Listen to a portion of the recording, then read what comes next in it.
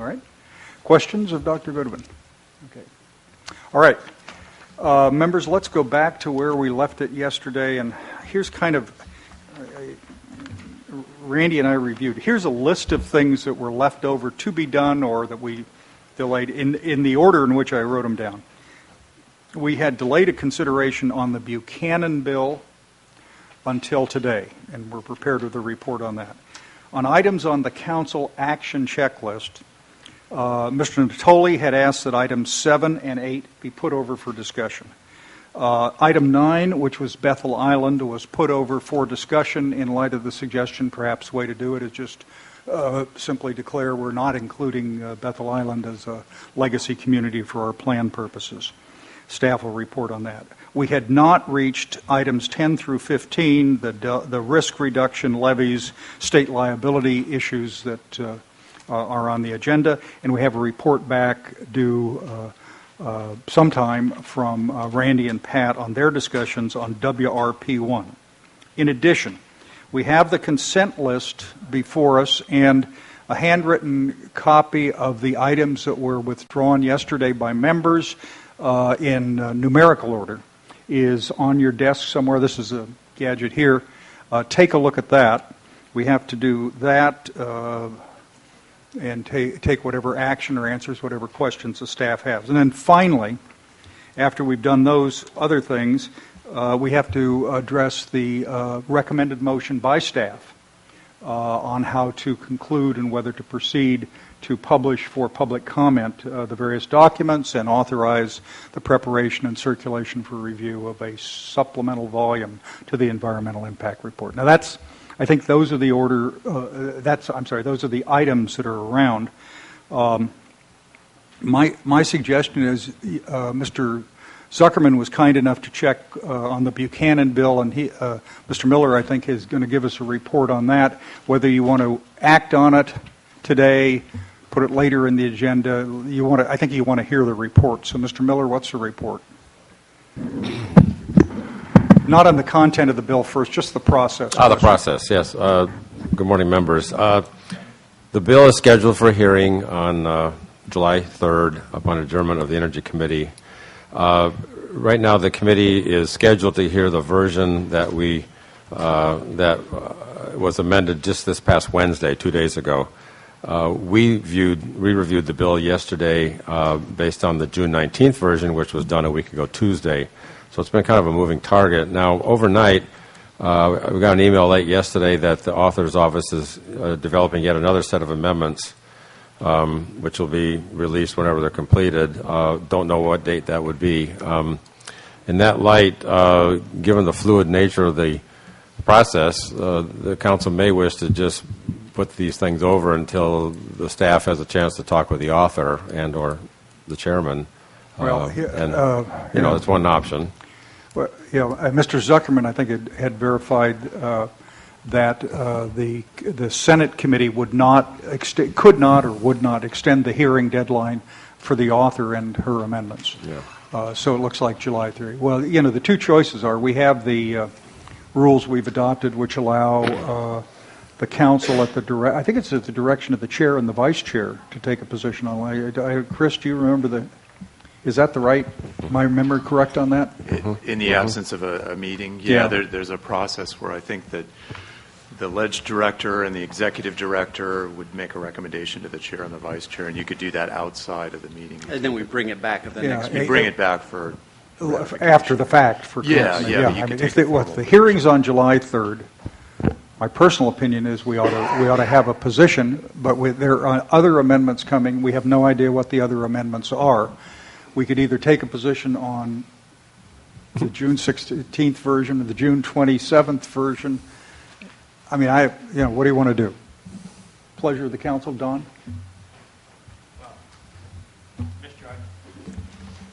Is it on? Yeah.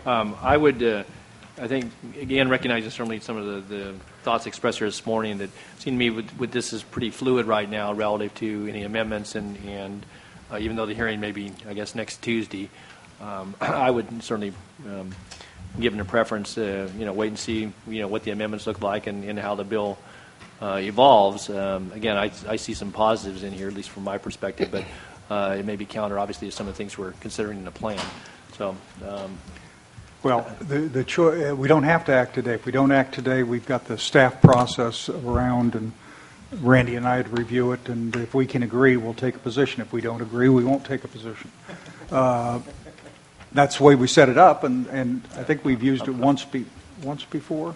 I think we've only taken positions on like 3 or 4 bills in 2 years. And we have used it once before. Yeah, right. Okay. I'm fine with that. Any objection, council members, to doing it that way? Any objection, Pat?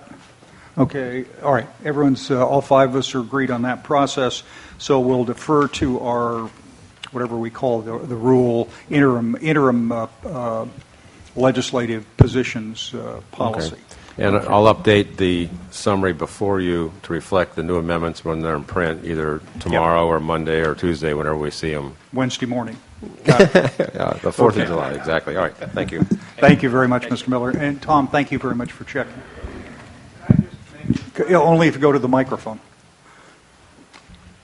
Could I just make this one request of you? That Yeah. I also had an opportunity to talk to Assemblyman Berryhill about it last night, who was the original author of the bill. And the city's feeling is that they're in some process of kind of negotiation with staff over modifications of the Which REACH. city? Stockton. Stockton. Yeah, and it's a matter of some concern to them, so I would appreciate it if you would make an effort to talk to them once you get the amendments and hear them out on their position on the bill. Staff, are you familiar with? I will be glad to commit to talking to them. Okay. All right. Thank you, Tom. Okay. Don's doing a little more research on the habitat stuff. I'd suggest we go to the Bethel Island thing if we're ready to go on that, Mr. Ray. Before we do that, Mr. Chair, can I okay. just talk about the process for WRP1? Oh, yes. Okay. The two members, Mr. Johnston and Mr. Fiorini, met, and I think they have conceptual agreement. There are a couple staff trying to draft up some language, which they will run by those two and run by our attorney. When they have some draft language, the intent is to print it, give it to everyone here, give everyone an hour or two to review it before we actually bring it back on the agenda, so that people can have had that time to look at their proposed language, just so everybody is aware of how we want to make this work. So they don't just show up and say, here it is. I have a request. Since my experience is council members get a bit anxious as Friday moves on and wish to do other things, can we complete the review process and have the material handed out by 10 or 10:15 so that we could have a 2-hour review period and start discussing that proposal, say at noon or 12:15? The reason I ask that is just to move it along, but give people an opportunity. Yes, I believe that's possible. Staff is working on the language at this moment. Okay, So. Randy? Joe says so, yes. Okay, all right. I think we let's aim for that. The earlier the material is available for Randy and Pat to look at, and the earlier it can be passed out, the better, of course. But I'd like to try to get to that by noon, or as close to it as we humanly can. Okay. All right. Let's go to the Bethel Island process, Mr. Ray.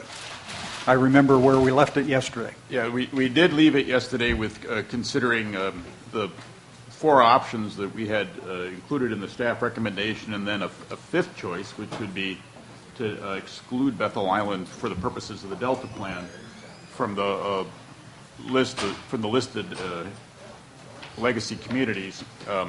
If we did that, the effect would be that the variances from the policies on flood standards wouldn't apply on Bethel Island. So if there were to be any new residential subdivision, it would need to verify that they had 200-year flood protection. Well, the reality is that Contra Costa County's current general plan prohibits new residential subdivisions on the island, so that becomes a non-issue. We're not imposing any burden. But that action would be consistent with Yeah. the current version of the county general plan as we That's understand what I'm it. saying. Yeah, so it's not that we're imposing new burdens on the uses of the island by making that by leaving the community onto the list of legacy communities. Let me ask, Mr. Machado, you were helpful to us yesterday when we talked about this issue. Could you just give us your reflections now on the approach that's been described? Well, let me go back to the 92 Act.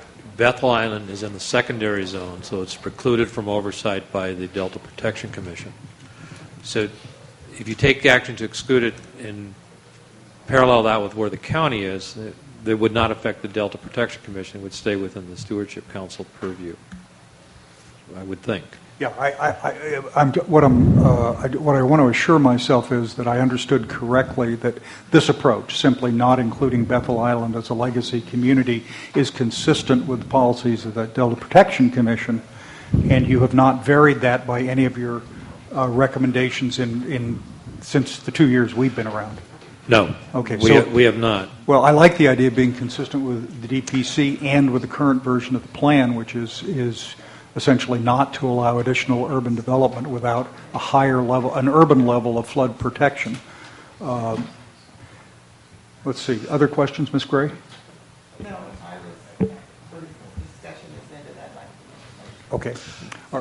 I have one other, if I can make a suggestion that as you do this language, and if you're going to refer to legacy communities within the primary zone, that perhaps you would also include the language that is in current statute, or reference to it, 29733, which defines not legacy communities for purview of the Delta. It's not within the 2009 Act.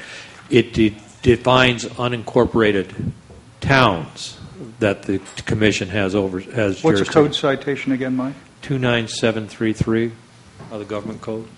733. Okay. Yes. Mr. Don. Yeah, did the legislation not, and again, I just had to ask for a copy, I may have it there, is it 33201F that in the Act that talked about the legacy communities in the legislation? Again, it didn't get the definition, but it mentioned beyond the seven that were in the original Act. It also mentioned Knightson, Bethel Island, I believe Collinsville, and maybe one other one. There are two mentions of Bethel Island in the 2009 statute. The first in the Delta Protection Commission section, Public Resources Code 29773.5. Right. This is the recommendations that you've submitted to the legislature for possible changes in primary, secondary zone boundaries. And Bethel Island is mentioned, and it's part of a group described as all of the following areas. It doesn't describe them as a legacy town. In the conservancy section, and Dan, remind me, I wrote it down and now. In 32301F, Yeah. There's in describing things the Conservancy can do, not in its authorities, but in just the introductory findings of the Act. It mentions that they can provide assistance in these communities, and it just gives them a list. Okay, which they call the they call them legacy communities. Yeah, So I mean, yeah. whether that, you know, Right. that's a For point I was gonna make. conservancy purposes. Yeah. Yeah. Yeah, but being referred to again, what that means or not. Again, I know we had this discussion yesterday about, you know, unincorporated towns, the legacy communities. You know, who defined it? You know, what did that mean? But that reference, I don't think was cited yesterday relative to the other communities. Okay. All right. My understanding, I think, would be that for purposes of a council motion, when we get to Ms. Gray, it would probably, if this is the purpose after we hear the testimony, it would probably be to approve items 9 and 10, but modified to indicate that for purposes of the Delta Plan, we are not including Bethel Island as a legacy community. I think that's right. Mr. Chair, if I Yes, sir. We had a letter, and I actually didn't receive it until I got to my office back last night for this meeting, that it was addressed to the council dated the 27th, Wednesday, actually where John Greitzer, on behalf of the county, had requested, you know, this item be put over so they would have time to respond. Apparently there was some mix-up, Dan, in trying to get information communicated to him via electronically between you and Cindy. Again, not because of people's good efforts. I wasn't aware of that, that they'd asked for a continuance, and I actually placed a call to him last evening. He wasn't available. Yeah, he's out for the holidays, my understanding. Right. And you know, they make a reasonable request. Recognize, obviously, we have some time deadlines here. I don't know that it certainly won't change necessarily the facts in the matter, but what they've asked for is an opportunity to continue the conversations that were going on with the 4 recommendations you had before, or 4 potential options that were available to us yesterday, and an opportunity to, again, I think, meet further with the residents and with the supervisor district, happens to be Supervisor Pepo, to just, you know, to discuss this and look at the alternatives that have been presented here. And I think this most recent one, Mr. Chair, where we actually would take them off the list of legacy communities, that's concerning to me, because I think that the county ought to have at least have an opportunity to respond to that, because that was not one of the options that was, it may evolve out of our conversations here, but that was not an option that was certainly presented from a staff perspective. And that may have other implications besides this one that relates to levy standards and what might apply or not for any future development proposals. I don't know that legacy communities conveys anything beyond some of the things we talked about yesterday, but you know, for us to take that action, it's outside the purview, obviously, of the Protection Commission, but to basically say, well, we're just not going to recognize a legacy community, Bethel Island, in total, that concerns me. You know, taking action while at least having feedback from the county in which that community and its residents are located. Anyway, that's my view for this morning's thoughts about whether to take this off altogether. Well, let me just raise a practical problem. And this kind of discussion will occur over the next 45 days during the comment period. At the point when we decide that the Delta plan is fit for circulation, the supplemental EIR is being prepared, EIR volume.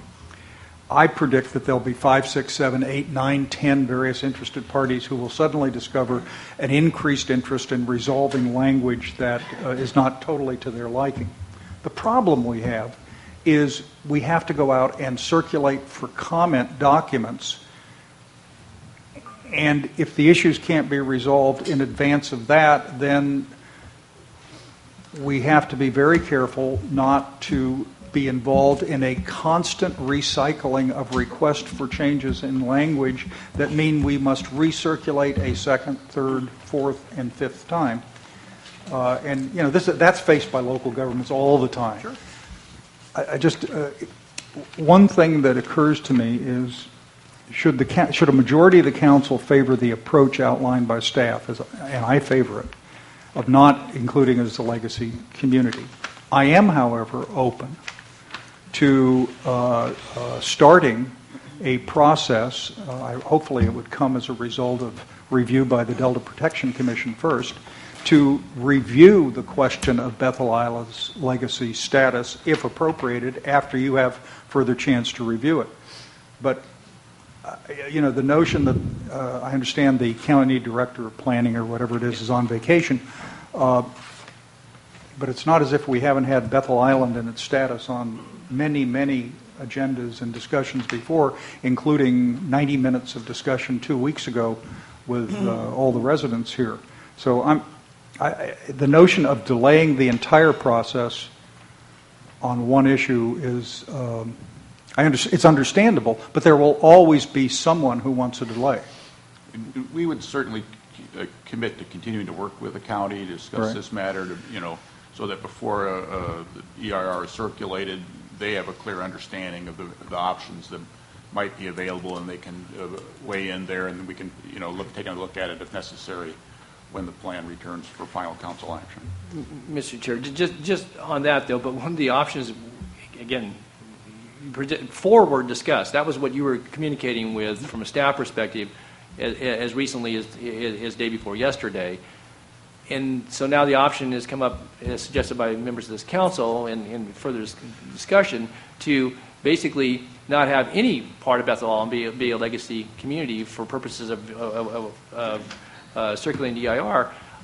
You can have that conversation, but if that's the direction of this council, that goes way to a way different spot than where we left off with their staff 2 days ago, and that concerns me. I mean, again, it's not you're doing this. Council may take that action, but I'm concerned that that you go from talking about what might be the boundaries to take the whole island off. That's a different spot, and that kind of I think that really catches people off guard.